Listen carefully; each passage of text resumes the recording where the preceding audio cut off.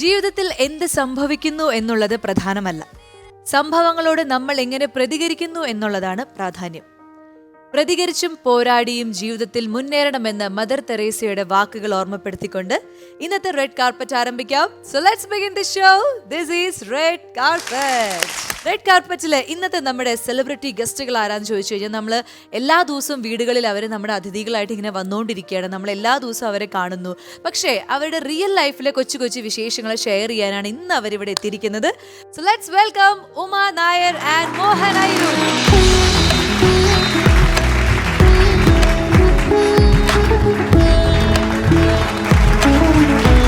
Okay, so red കാർപ്പറ്റിലേക്ക് സ്വാഗതം. Red കാർപ്പറ്റിലേക്ക് സ്വാഗതം. എന്തായാലും നിങ്ങളുടെ കുറെ വിശേഷങ്ങൾ, പ്രത്യേകിച്ച് നമുക്ക് ചേട്ടന്റെ കുറെ പാട്ടുകൾ ഞാൻ അങ്ങനെ പറഞ്ഞു കേട്ടിട്ടുള്ളൂ. പല ലൊക്കേഷൻസിലും ആളുകൾ ഇങ്ങനെ പറഞ്ഞു കേട്ടു. അതെ, അത് തന്നെ. പക്ഷെ ആ പാട്ടുകൾ പറഞ്ഞു കേട്ട് അറിവുള്ളൂ. അപ്പൊ നേരിട്ട് ഇതുവരെ നമുക്ക് അതിനുള്ള ഭാഗ്യം എനിക്ക് കിട്ടിയിട്ടുണ്ടായിരുന്നില്ല. അപ്പൊ അതാണ് ഒന്ന് എന്റെ ആഗ്രഹം. പിന്നെ ചേച്ചിയുടെ കുറെ പുതിയ വിശേഷങ്ങളും എക്സ്പീരിയൻസ്, അങ്ങനെ കുറെ കാര്യങ്ങളുണ്ട്. അപ്പൊ എല്ലാമായിട്ട് നമുക്ക് മുന്നോട്ട് പോവാം. റെഡി? റെഡി. ഓക്കെ, അപ്പൊ നിങ്ങൾ രണ്ടുപേരും ഒരുമിച്ച് ഇങ്ങനെ ഒരു ഇന്റർവ്യൂവിന് വന്നിരിക്കുകയാണ്. ശരിക്കും ഒരു യൂട്യൂബ് ചാനലിന്റെ ഇന്റർവ്യൂ ഒക്കെ ആയിരുന്നെങ്കിൽ അതിന്റെ ടൈറ്റിൽ വന്നേനെ സീരിയലിലെ ബദ്ധശത്രുക്കൾ നേരിട്ട് കണ്ടപ്പോൾ എന്ത് സംഭവിച്ചു എന്നുള്ള രീതിയിലൊക്കെ. അത്ര ശത്രുതയായിരുന്നു നിങ്ങൾക്ക് ആ സീരിയലിൽ, അല്ലേ? കണ്ണെടുത്ത കണ്ടുകൂടായിരുന്നു ഈ ചേച്ചിയെ.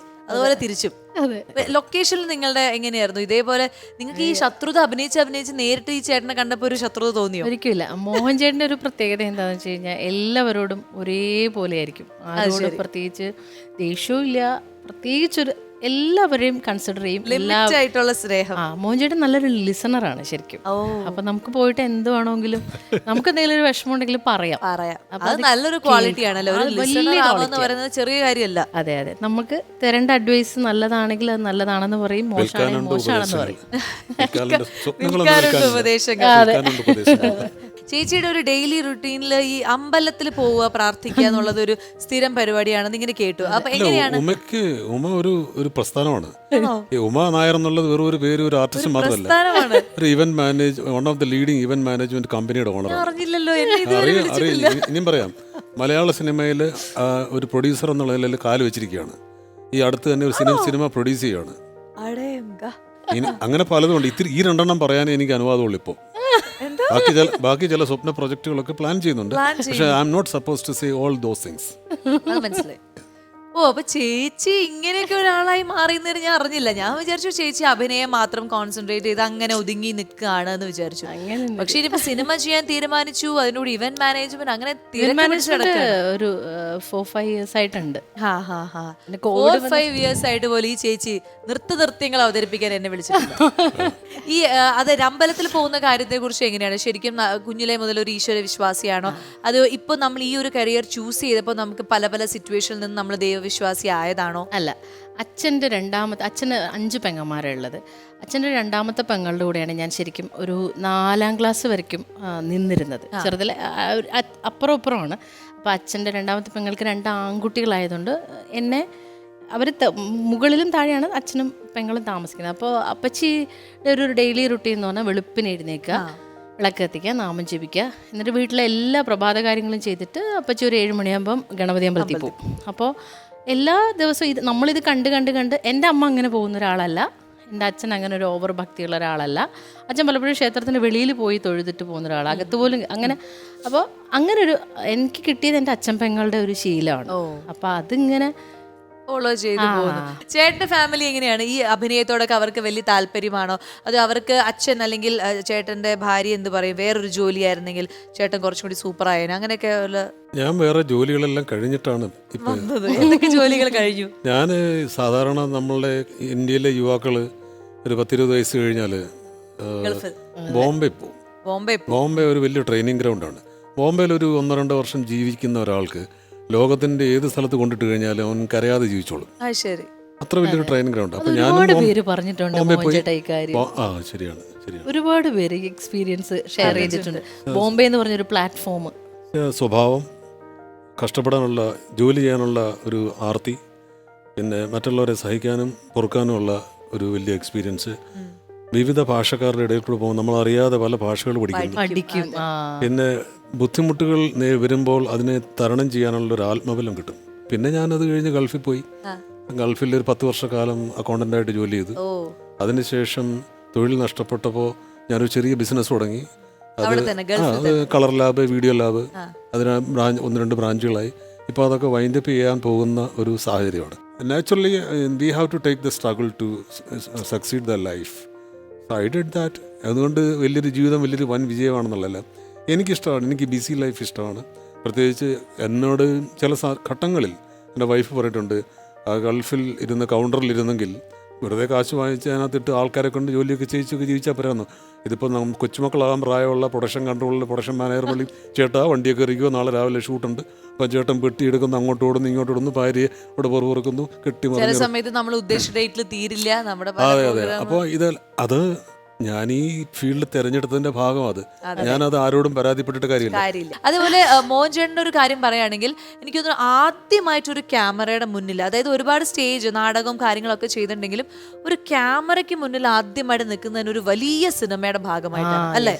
അതൊരു ലക്കാണ്. അതുപോലെ നമ്മൾ സ്വയം നമ്മളെ കുറിച്ച് ആലോചിക്കുമ്പോൾ അയ്യോ ഞാൻ പ്രതീക്ഷിക്കാത്തൊരു കാര്യമാണല്ലോ സംഭവിച്ചത്, അങ്ങനെയൊക്കെ തോന്നും. അതും നല്ലൊരു എക്സ്പീരിയൻസ്. കുറേ അടിപൊളി സ്റ്റാർസിന്റെ കൂടെ, നല്ല ഡയറക്ടറിന്റെ കൂടെ നല്ലൊരു സിനിമ ക്രോണിക് ബാച്ചിലർ. അപ്പൊ അതിലേക്ക് എത്തിപ്പെട്ടതും അവിടുത്തെ ഒരു അനുഭവമൊക്കെ എങ്ങനെയായിരുന്നു മമ്മൂക്കയുടെ കൂടെ? ഞാൻ ഗൾഫിലായിരുന്ന സമയത്ത് ഈ നമ്മളുടെ പ്രശസ്ത സംവിധായകൻ ഫാസിൽ, അദ്ദേഹത്തിന്റെ അനുജൻ മിസ്റ്റർ ഖൈസ് ഖത്തറിൽ ഉണ്ട്. അപ്പോൾ അവിടെ ഞാൻ ഈ ഷോസൊക്കെ ഈ സാസ്വികയുടെ ഈ തൊഴിൽ ചെയ്യാറുണ്ട്. ഞാൻ യേശുദാസിനെയൊക്കെ, യേശുദാസ്, ഗണേഷ് കുമാർ, ഇവരൊക്കെ വന്നപ്പോൾ ഇവരൊക്കെ ഇൻ്റർവ്യൂ ചെയ്തിട്ടുണ്ട്. പിന്നെ ഷോസ് സംഘടിപ്പിക്കും. ഭരത് ഗോപി, ദേവരാജൻ മാഷ്, പി ജയചന്ദ്രൻ, ശ്യാമപ്രസാദ്, ഇങ്ങനെ നീണ്ട ഒരു നിരയിലുള്ള ആൾക്കാരെ പലവട്ടങ്ങളായിട്ട് കൊണ്ടുപോയിട്ടുണ്ട്. അപ്പോൾ ഇതൊക്കെ ഒരു സമയത്താണ് എനിക്ക് മനസ്സിലായത് ഖൈസ് ഇതൊക്കെ ശ്രദ്ധിക്കുന്നുണ്ടായിരുന്നു. അപ്പോൾ എനിക്കറിയാം അനിയത്തി പ്രാവിൻ്റെയൊക്കെ പ്രൊഡ്യൂസറാണ്. അപ്പം ഞാനൊരു ദിവസം ഖൈസിനോട് പറഞ്ഞു, എനിക്ക് I wanted to talk to you for 5 minutes. അപ്പോൾ വേറൊരു ദിവസം അദ്ദേഹം ഓൾ ദ വേ എൻ്റെ സ്റ്റുഡിയോയിൽ വന്നു. എന്നിട്ട് പറഞ്ഞു, മോഹൻ പറഞ്ഞനുസരിച്ച്. ഞാൻ പറഞ്ഞു, ഞാൻ അങ്ങോട്ട് വരാമെന്നാണ് ഉദ്ദേശിച്ചത്. അത് വരേണ്ട വഴിയായിരുന്നു. ഈശ്വരൻ അത് പറഞ്ഞു വരുത്തിയ. ഞാൻ പറഞ്ഞു, എനിക്ക് 2 കുട്ടികളുടെ അച്ഛനാണ് ഞാൻ ചെറുപ്പത്തിൽ സിനിമയിൽ പോകാൻ തിരുവനന്തപുരത്തൊക്കെ ഒരുപാട് കഷ്ടപ്പെട്ടിട്ടുണ്ട്. 2 ചെരുപ്പ് തേഞ്ഞു, ആരും കാണാതെ കുറച്ച് കണ്ണുനീർ മുത്തുകൾ പൊഴിച്ചു കളഞ്ഞു. പിന്നെ പലരും കളിയാക്കിയിട്ടുണ്ട്. എനിക്ക് തോന്നുന്നു ഞാൻ പറഞ്ഞ കാര്യങ്ങൾ അദ്ദേഹത്തിൻ്റെ ഹൃദയത്തിൽ പതിഞ്ഞു.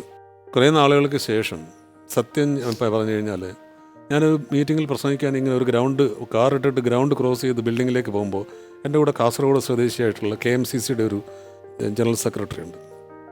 ഒരു പയ്യൻ ഇങ്ങോട്ട് വന്നിട്ട് എന്നോട് പറഞ്ഞു, മോനേട്ടാന്ന് വിളിച്ചു. അപ്പോൾ ഞാൻ നിന്നപ്പോൾ എൻ്റെ കൂടെ ഉള്ള ആൾ നടന്നങ്ങ് പോയി. എന്നോട് ചോദിച്ചു, ഒരു പരിചയമില്ലാത്തവള, മോനേട്ടൻ സിനിമയിൽ അഭിനയിക്കാൻ പോകണല്ലേ? മോഹൻ ചേട്ടൻ അറിഞ്ഞിട്ടില്ല. ഞാൻ പറഞ്ഞു ഇല്ല. അപ്പോൾ അയാളുടെ മുഖം ഡള്ളാവെന്ന് എനിക്ക് ഇപ്പോഴും ഓർമ്മയുണ്ട്. അയാൾ ഡള്ളായിട്ട് പറയാണ്, മോനേട്ടാ നിങ്ങളെ പോലെയുള്ള ആള് സിനിമയിൽ അഭിനയിക്കാന്ന് പറഞ്ഞാൽ ഞങ്ങൾക്കൊക്കെ ഒരു അഭിമാനമല്ലേ. ഞാൻ നാനായുടെ സെൻട്രൽ പേജിൽ ഇന്നലെ കണ്ടു. സെൻട്രൽ പേജിൽ 2-3 വലിയ പടം വെച്ചിട്ട് സെൻട്രൽ പേജിൽ മോഹനേട്ടൻ മാത്രമേ ഉള്ളൂ. നിങ്ങൾ പിന്നെ പുതിയൊരു സിനിമയിൽ വില്ലനായിട്ട്, മമ്മൂട്ടിയുടെ വില്ലനായിട്ട് അഭിനയിക്കാൻ പോകും. എനിക്ക് ഭയങ്കര ഡിലേ ഓൺ ചെയ്ത് കേൾക്കുന്നതിനോട്ട് ഇവിടുത്തെ യഥേഷ്ടം അവിടെ ഇവിടെയൊക്കെ സിനിമാ മാസികൾ കിട്ടത്തില്ല. നാനാ കിട്ടുന്ന ഒരു കടയുണ്ട്. പിറ്റേ ദിവസം രാവിലെ 10 മണിക്കോ തുറക്കത്തുള്ളൂ. 10 മണിക്ക് അവിടെ പോയിന്നത് വാങ്ങിച്ച് എൻ്റെ കാറയിൽ ഇരുന്നെ നോക്കിയപ്പോൾ സത്യം സംഭവം ശരിയാണ്. അപ്പം ഞാൻ എൻ്റെ സ്റ്റുഡിയോയിലെ മാനേജറോട് പറഞ്ഞു, ഇത് കണ്ടോ? എന്നിട്ടും എനിക്ക് സിനിമ പേടിയാണ്. എനിക്ക് ഇത് സത്യമാണോ മിഥ്യയാണോ? പിന്നെ ഞാൻ വൈഫിനോടും വിളിച്ചു പറഞ്ഞു. അങ്ങനെയാണ് എൻ്റെ സിനിമ തുടങ്ങുന്നത്. അതായത് ആ പടം ചേട്ടന്റെ ആഗ്രഹം പോലെ തന്നെ ശരിക്കും ഒരു സൂപ്പർ ഹിറ്റ് മൂവി ആയിരുന്നു. അതിലെ സീനുകളാണെങ്കിലും ക്യാരക്ടേഴ്സ് ആണെങ്കിലും ഈവൻ ചേട്ടൻ ചെയ്ത ക്യാരക്ടേഴ്സ് ആണെങ്കിലും ഇന്നും ആൾക്കാരുടെ മനസ്സിൽ ഇങ്ങനെ നിറഞ്ഞു നിൽക്കുന്നത്. കുന്നംപുറത്ത് നീലകണ്ഠൻ, അതെ, ആ ഒരു രൂപം എല്ലാം ആളുകളുടെ മനസ്സിൽ ഇപ്പോഴും നിൽക്കുന്നതാണ്. പിന്നീട് അതേപോലെ ഒരു സ്ട്രോങ് ക്യാരക്ടർ ആയിട്ട് തിരിച്ചു വരാൻ, അത്ര ഒരു സ്ട്രോങ് ക്യാരക്ടറായിട്ട് പിന്നെ വരാൻ പറ്റിയില്ല അല്ലേ? ഞാൻ സിനിമ 19 ചെയ്തെങ്കിലും പിന്നെ എനിക്ക് തത്തുല്യമായിട്ടുള്ള ഒരു ക്യാരക്ടർ ചെയ്തില്ല. അതിനകത്ത് ഒരു റീസൺ ഞാൻ കാണുന്നത്, ആ സമയത്ത് ഒരുവിധപ്പെട്ട എല്ലാ സംവിധായകരെയും ഞാൻ നേരിട്ട് പോയി. ഒന്ന് രണ്ട് പേര് എന്നെ അതിൽ ഹെൽപ്പ് ചെയ്തു. ജോഷി സാർ ഉൾപ്പെടെയുള്ള എല്ലാവരെയും പോയി കണ്ടു. അപ്പോൾ പലരും, ഷാജി കൈലാസിനെ പോലെയുള്ള ആൾക്കാർ, വിജി തമ്പി സാറിനെ പോലെയുള്ള ആൾക്കാർക്ക് പറഞ്ഞത്, നിങ്ങൾ വലിയൊരു ക്യാരക്ടർ ചെയ്ത് നിൽക്കുന്ന ഒരു സമയമാണ്. അതൊരു വലിയ പ്രശ്നമാണ്. അപ്പോൾ എൻ്റെ സിനിമയിൽ അത് തരക്കെട്ടില്ലാത്തൊരു റോള് നിങ്ങളെ കൊണ്ട് ചെയ്യിച്ചു കഴിഞ്ഞാൽ അത് നിങ്ങൾക്കും കുഴപ്പമാണ്, എനിക്കും ശരിയല്ല. സിദ്ദിഖ് ഇത്ര നല്ലൊരു വേഷം തന്നതല്ലേ, അതെ അതെ അപ്പൊ ഞാനൊരു മോശം വേഷം നിങ്ങൾക്ക് ഇങ്ങനെ തരും. അങ്ങനെ അങ്ങനെ പറഞ്ഞു എന്റെ കാര്യത്തിൽ ഏതാണ്ട് ഒരു തീരുമാനമായി. ചേച്ചി ഏതായാലും ചേച്ചിയുടെ മകളുടെ കല്യാണമാണ് ചേച്ചിയുടെ ഇപ്പൊ അടുത്തിടയിലത്തെ ഏറ്റവും സന്തോഷമായിട്ടുള്ള ഒരു ആഘോഷം അല്ലെങ്കിൽ ഒരു വിശേഷം അല്ലെ. സോ എന്തായിരുന്നു മകളുടെ കല്യാണത്തെ കുറിച്ചിട്ട് അമ്മ എന്ന നിലയിൽ പ്ലാൻ ചെയ്ത പോലെയൊക്കെ നടത്താൻ ഭംഗിയായിട്ട് നടത്താൻ സാധിച്ചു? കല്യാണം അല്ല, ആക്ച്വലി എൻഗേജ്മെന്റ് ആണ്. Engagement, കല്യാണം 2-2.5 വർഷം കഴിഞ്ഞിട്ടേ ഉള്ളൂ. അപ്പം മോൻ വെളിയിലേക്ക് പോയിട്ട് വന്നതിന് ശേഷമേ ഉള്ളൂ. അപ്പോൾ പോകുന്നതിന് മുൻപായിട്ട് എൻഗേജ്മെന്റ് വേണം എന്നുള്ള ഒരു ഇതുകൊണ്ടാണ് വളരെ സന്തോഷത്തോടെ. പിന്നെ 25 പേരെ പങ്കെടുപ്പിക്കാൻ പറ്റുള്ളൂ എന്നുള്ള ലിമിറ്റ് ഉണ്ടായിരുന്നു. പക്ഷെ ആ 25 പേരിൽ അതെ അത് ഞാൻ കണ്ടു, യൂട്യൂബിൽ ഞാൻ കണ്ടു. കളിവീട് ടീം മൊത്തമായിട്ട് ആഘോഷിച്ച് ചേട്ടന് ഡാൻസ് എല്ലാവരും ഉണ്ടായിരുന്നു. ഈ കല്യാണത്തിന് അതെ നമ്മൾ ഡാൻസിന്റെ കാര്യങ്ങളൊക്കെ ഇടും. പക്ഷെ ചേട്ടന്റെ പാട്ട് അവിടെ ഉണ്ടായിരുന്നോ ഇല്ലയോ എന്ന് എനിക്കറിയില്ല. മോഹൻ ചേട്ടന് പാട്ട് പാടാനുള്ള സമയം പിള്ളേര് സെറ്റ് കൊടുത്തില്ല. അപ്പൊ ഇവിടെ നമുക്ക് എന്തായാലും മോഹൻ ചേട്ടൻ ഒരു പാട്ട് കേൾക്കണം. കല്യാണത്തിന് പാടാൻ ഏതെങ്കിലും പാട്ട് പഠിച്ചു വെച്ചിട്ടുണ്ടായിരുന്നോ അന്ന്? ഇല്ല, പഠിച്ചു വെച്ച് അങ്ങനെയില്ല. മോഹൻ ചേട്ടന് തോന്നിയ മോഹൻ ചേട്ടൻ പാടും. പിന്നെ കൂട്ടിന് നല്ല കട്ട കമ്പനികളുണ്ടെങ്കിൽ ഉഷാറോ. പക്ഷെ ഇവിടെ നമുക്ക് അത്ര കൂട്ടിന് കട്ട കമ്പനി പാടുമല്ലോ. ഇല്ല. പക്ഷെ ഉമ്മച്ചേച്ചി കട്ട കമ്പനിയായിട്ട് കൂടെ നിന്ന് നിങ്ങൾ നല്ലൊരു അടിപൊളി പാട്ട് മോഹൻ ചേട്ടാ പാടിക്കോ. സപ്പോർട്ട് ചെയ്യും. മോഹൻ ചേട്ടൻ ഒറ്റയ്ക്ക് പാടും. ഉഷാറാവട്ടെ. ഇഷ്ടമുള്ളൊരു പാട്ട് കേട്ടോ. റെഡി? Yes, ready. ജലാശയത്തിൽ ഹംസങ്ങൾ നീരാടും പൂങ്കുളത്തിൽ നീർപ്പോളകളുടെ ലാളനമേറ്റൊരു നീലത്താമര വിരിഞ്ഞു. നീലജലാശയത്തിൽ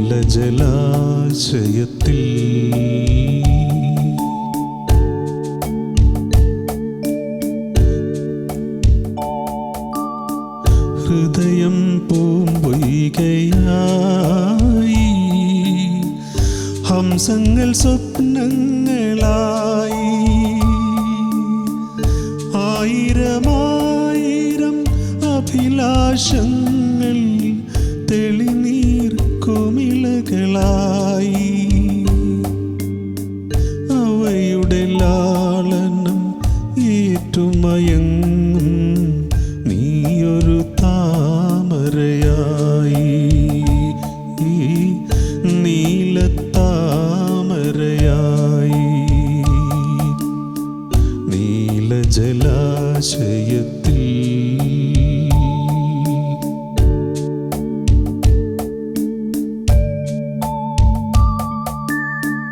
നിമിഷം വാചാലമായി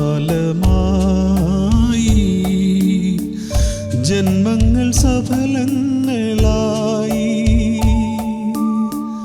നിന്നിലും എന്നിലും ഉൾപ്രേരണകൾ ഉത്സവ മത്സരമാടി. നിശയുടെ നീലിമ നമ്മുടെ മുന്നിൽ നീർത്തിയ കമ്പളമായി. ആദ്യ സമാഗമമായി. നീലജലാശയത്തിൽ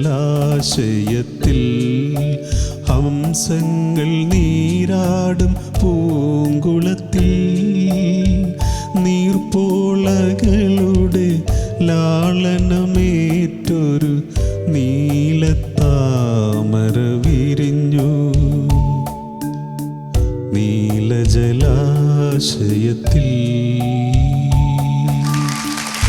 ഇനി നമുക്ക് എന്തായാലും മോഹൻ ചേട്ടന്റെ പാട്ട് ഡാൻസിനെ കുറിച്ചൊക്കെ ചർച്ച ചെയ്തപ്പോഴാണ് മോഹൻ ചേട്ടൻ എന്ന് പറയുന്ന കലാകാരൻ ഒരു ഗെയിമറും കൂടിയാണ് എന്ന് എന്റെ മനസ്സ് പറയുന്നു. നല്ലൊരു ഗെയിം നമ്മൾ ഇവിടെ സെറ്റ് ചെയ്തിട്ടുണ്ട്.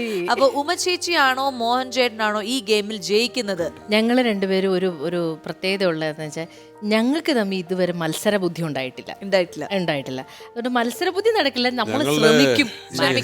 അറിയാം നമ്മളുടെ നാളും ഒന്ന് തന്നെയാണ്. ഞങ്ങളുടെ നാളൊന്നാണ്. ഏതാണ് നിങ്ങളുടെ നാള്? ഉത്രാടക്കാരാണ്. ഈ ഉത്രാടക്കാര് തമ്മിൽ മത്സരിച്ചാൽ ഭയങ്കര നല്ലതായിട്ട് ഒരു സംഭവം വരും എന്നാണ് ഞാൻ കേട്ടിരിക്കുന്നത്. പക്ഷെ നമ്മളൊരു ഐക്യമുണ്ട്. അതുകൊണ്ട് നമുക്ക് മത്സരമാണെങ്കിലും അതിന്റെ മാക്സിമം ഔട്ട് വെക്കാന്നുള്ള അത്രേ ഉള്ളൂ, ചിന്തയുണ്ടല്ലേ മോഞ്ചേട്ടാ? അത്രേ ഉള്ളൂ. ഞങ്ങള് മത്സര ഇത് ബുദ്ധിയുള്ള വലിയ ആൾക്കാര്. മത്സര ബുദ്ധി, നല്ല മത്സര ബുദ്ധിയാ, മോശം ബുദ്ധി. പോസിറ്റീവ് ആയിട്ടുള്ള ഒരു കോമ്പറ്റീഷൻ, ഒരു കോമ്പറ്റീറ്റീവ് സ്പിരിറ്റ് വരട്ടെ നിങ്ങൾക്ക്. അതിൽ ഒരാൾ ജയിച്ചു കഴിഞ്ഞാൽ ജയിക്കുന്ന ആൾക്കൊരു സമ്മാനമുണ്ട്, തോറ്റു കഴിഞ്ഞാൽ ചെറിയൊരു വളരെ ചെറിയൊരു പണിഷ്മെന്റ്. ഹാപ്പിയാണ് എന്തിനാണെങ്കിലും. എന്ത് ഗെയിമാണെങ്കിലും പണിഷ്മെന്റ് ഞാൻ സ്വമേധയാ നേരത്തെ ഏറ്റുവാങ്ങിയ ഗെയിമിൽ അത് പറ്റില്ല, അത് നടക്കില്ല. ഗെയിം എന്തായാലും കളിക്കണം. കളിച്ച് നമ്മൾ തോക്കോ ഇല്ലയോ, ചിലപ്പോ മോഹൻ ചേട്ടനാണ് ജയിക്കുന്നെങ്കിലോ വെറുതെ പണിഷ്മെന്റ് വേസ്റ്റ് ആയിപ്പോ. അപ്പൊ നമുക്ക് തുടങ്ങാം അല്ലേ? അതല്ല, ഒരു സ്പിരിറ്റ് വേണമല്ലോ. യെസ്, അതുള്ളൂ, അത് നിങ്ങൾക്ക് ഉണ്ട്. അതെ, റെഡി. അപ്പൊ നമ്മുടെ പണി പാളി എന്നുള്ള സെഗ്മെന്റിൽ ഇന്ന് എന്റെ മുന്നിൽ അല്ലെങ്കിൽ എന്റെ അടുത്ത് നിൽക്കുന്ന രണ്ട് പാവം, അവർ പേടിച്ച് വിറച്ച് നിൽക്കുകയാണ്. ആണോ? ഇല്ല, ധൈര്യമുണ്ട്. ഇത് ഒരല്പമെങ്കിലും ശ്രമിച്ചിട്ട് അങ്ങ് മൊത്തത്തിൽ അങ്ങ് പരാജയം. ഒരു ചമ്മല്, അപ്പൊ കുറച്ച് ചമ്മലോട് കൂടിയാണ് ഉമ്മച്ചേച്ചി നിൽക്കുന്നത്. മോഹൻചേട്ടനാണ് ഫുൾ കോൺഫിഡൻസിൽ നിൽക്കുകയാണ്. അപ്പൊ ഈ ഗെയിം എന്താന്ന് വെച്ച് കഴിഞ്ഞാൽ, ഈ പച്ച കളറ് കുപ്പി ചേട്ടന്, പിങ്ക് കളറ് ചേച്ചിക്ക്. അപ്പൊ ഈ കുപ്പി ഇതാ ഇവിടെ ഇങ്ങനെ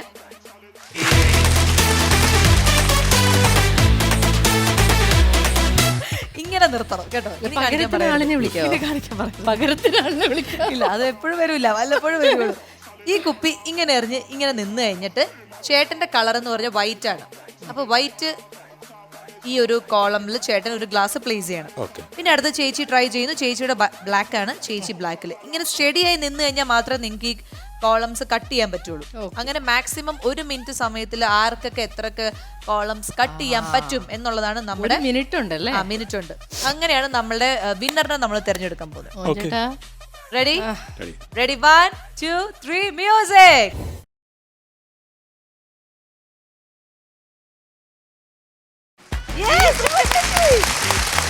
കറുപ്പ് കറുപ്പ്, വെരി ഗുഡ് വെരി ഗുഡ്. മോൻചേട്ടൻ വെരി ഗുഡ്, സൂപ്പർ സൂപ്പർ. രണ്ടുപേരും 1, ചേച്ചി 2. ரொம்ப பிரமாதம். இந்த மாதிரி புத்தி உலகத்துல யாருக்குமே கிடையாது. Very good very good. രണ്ടുപേരും ഇഞ്ചോടിഞ്ച് പോരാട്ടമാണ്. ഉമ്മച്ചേച്ചി മൂന്നാമത്തത് വെക്കാൻ പോവാണ്. 30 സെക്കൻഡ്സ് കൂടി ഉണ്ട്, 30 സെക്കൻഡ്സ് ബാക്കിയുണ്ട്. അല്ല, ഉമ്മച്ചേച്ചി 3 എണ്ണം പ്ലേസ് ചെയ്തു. 20 സെക്കൻഡ്സ് കൂടി ഉണ്ട്. ശ്രദ്ധിച്ചു കഴിഞ്ഞാൽ ഇവിടെ പലതും നടക്കും.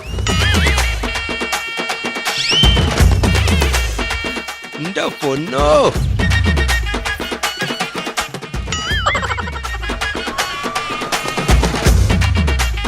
മോചനം പച്ച, ഇത് ബോട്ടിൽ നേരെ വീണോ? അന്ന് എടുത്ത് വെച്ചോളൂ.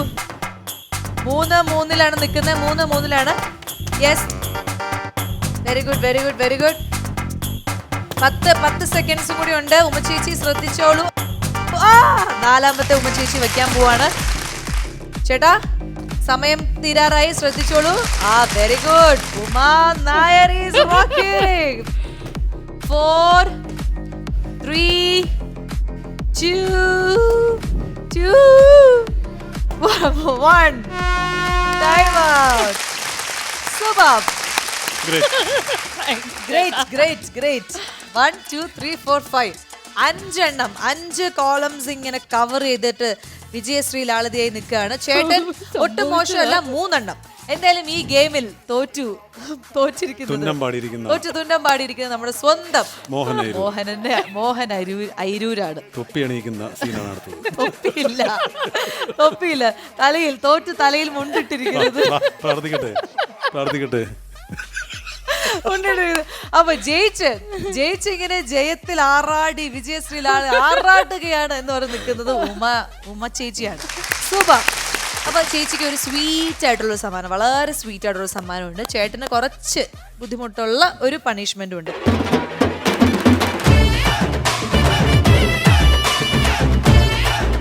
ഇനി ഈ ബലൂൺ ഇങ്ങനെ വെച്ചിരിക്കുന്ന കാണുമ്പോൾ ചേട്ടന്റെ പണിഷ്മെന്റിനെ കുറിച്ച് ഏകദേശം ഒരു ധാരണയുണ്ടോ?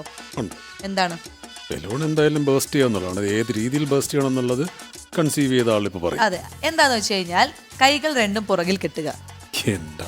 എന്നിട്ട് ചേട്ടൻ ഓരോ ബലൂണും ഒന്നില്ലെങ്കിൽ കടിച്ച് ബലൂൺ പൊട്ടിക്കുക, അല്ലെങ്കിൽ നമ്മുടെ ഫേസ് വെച്ചിട്ട് പ്രസ് ചെയ്തിട്ട് അത് പൊട്ടിക്കുക. ഏതായിരിക്കും എളുപ്പം നോക്കിയിട്ട് അതനുസരിച്ചിട്ട്. ഓക്കെ, 2 ഓപ്ഷൻ ഉണ്ട്. 2 ഓപ്ഷൻ ഉണ്ട്. 4 എണ്ണം പൊട്ടിക്കണം എന്ന് നമ്മൾ ആഗ്രഹം. ഇനി ചേട്ടന്റെ ഈസി ആൻസർ എത്ര എണ്ണാണോ അത്രയും. Ready okay ready 1 2 3 music